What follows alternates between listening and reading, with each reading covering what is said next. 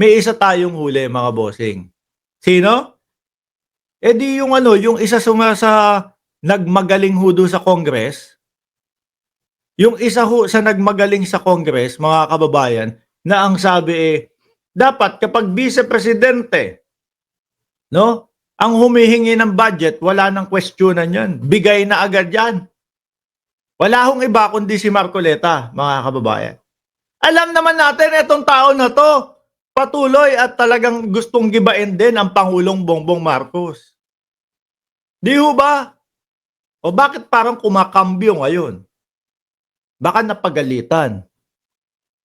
Si Marcoleta ho ba talagang Iglesia ni Cristo? Kasi nakikita ko siya, nai-interview doon sa mga Iglesia ni Cristo. Marami hong nagsasabi sa ating mga kababayan, o yan, si Marcoleta, Iglesia ni Cristo. Yung mga banat ni Marcoleta, mga boss, no, sa presidente, hindi po natin maikakaila na gusto niya o parehas yung mga isinisigaw niya doon sa isinisigaw ng mga DDS na mawala sa posisyon ng ating Pangulo. No? Sa sobrang pagtatanggol ho sa ating Vice Presidente, wala na ho mga kababayan. Lumulutang na din po ang utak ni Marcoleta. Biruin mo ha, yung pagtatanggol niya, siguro akala niya, bobo ang Pilipino. Nasasabihin niya, no, dapat, wala na po ba yung nakaugalian natin dito sa Kongreso na kumbaga ano ulit yung tawag doon na hindi na kailangan tanungin ang Vice Presidente pag humingi ng 2 bilyon mahigit na budget o pondo. Oh. Ang problema ho ng bayan natin mga kababayan, una-una corruption. Oh. Ako ho, pabor ako doon sa ginagawa ng Congress ngayon. Na sinisiyasat, binubusisi, iniimbestigahan, tinatanong lahat saan mo gagamitin yung pondo.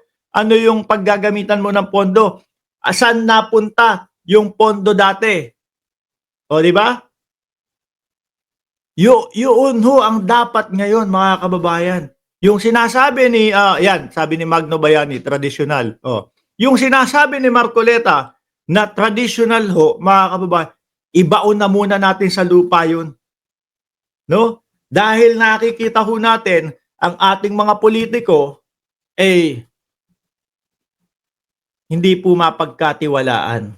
Kailangan alamin muna nating lahat mga boss kung saan talaga pupunta ang ating pondo.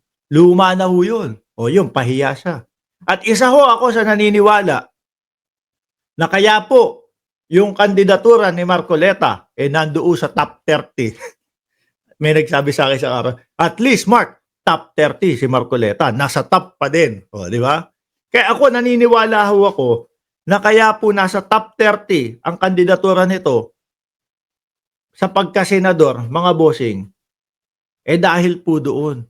Pilit gustong pagtakpan ang Vice Presidente, no?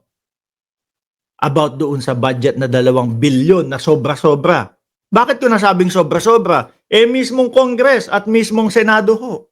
Pinag-aralan kung magkano lang ang dapat na pondo ng Vice Presidente. Which is lumalabas nga po, 733 million lang ang dapat na pondo ng Vice Presidente. Kaya ho malungkot si Bato Malungkot si Bato, malungkot si Marcoleta.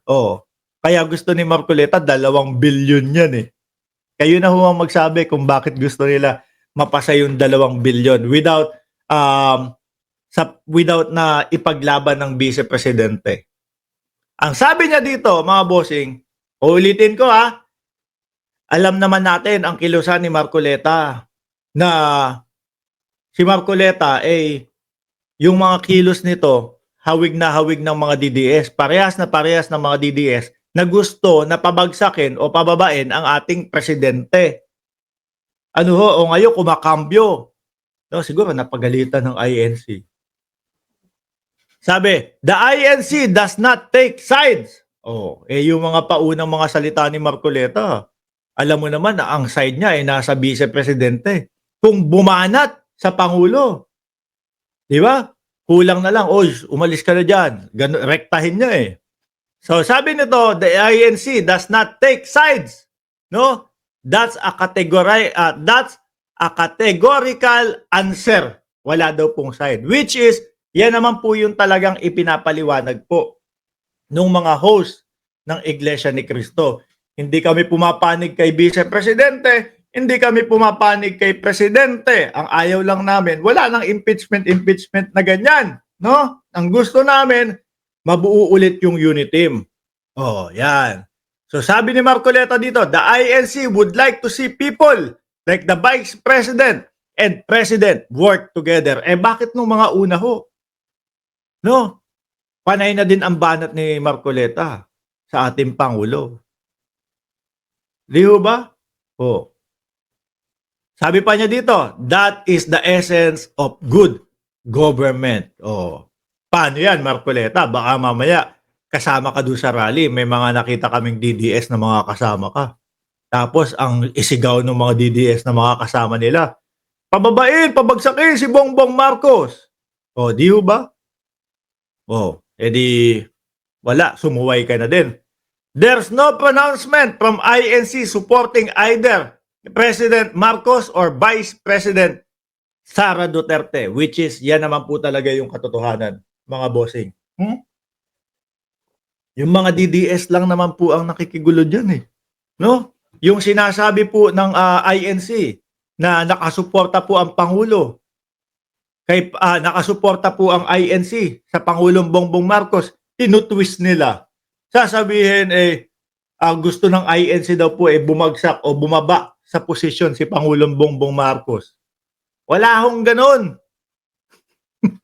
At ang nakakatakot po dito, mga bossing, yung pagsama po ng mga DDS, malamang sa alamang po, mga pasawayan no? Mga pasawayan, malamang po sa alamang.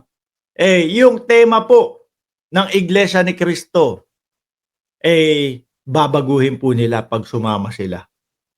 Malamang po yan, sa kukulit niyang mga yan, magdadala yan ng mga placards, magdadala yan ng mga banner, na ang sasabihin pabagsak Bongbong resign.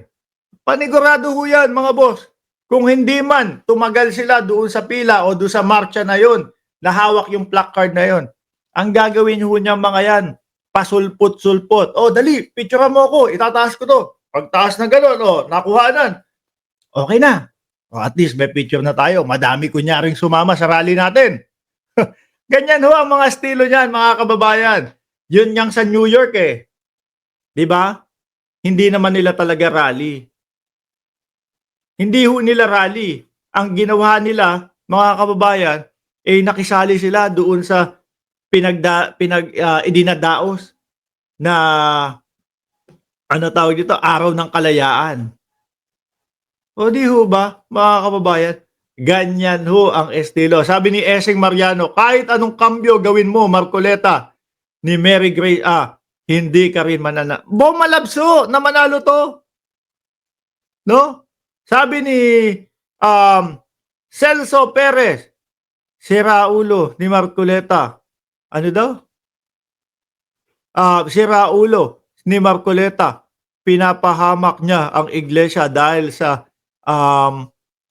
ano tawag diyan?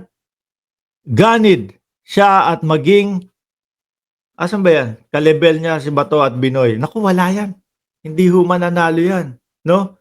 Buong malabs po, mga kababayan. Anyway, dakuin ho natin. Tingnan nyo.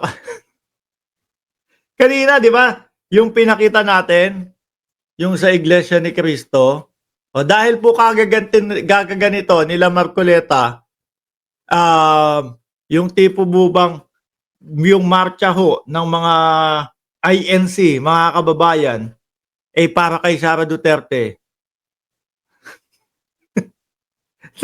Napakomento ho o napabigay ng statement yung nakakulong ho doon sa Oblo na nakikisali or ipinagdarasal daw ni Kibuloy yung gaganapin na prayer rally ng Iglesia ni Cristo. Naku, Kibuloy, asikasuhin mo na lang yung kaso mo dyan. At ang Iglesia ni Cristo, hindi naniniwala na ikaw ay anak ng Diyos. Kayo-kayo lang dyan sa KOJC ang naniniwala na ikaw ay anak ng Diyos. Diyos ko po, Lord.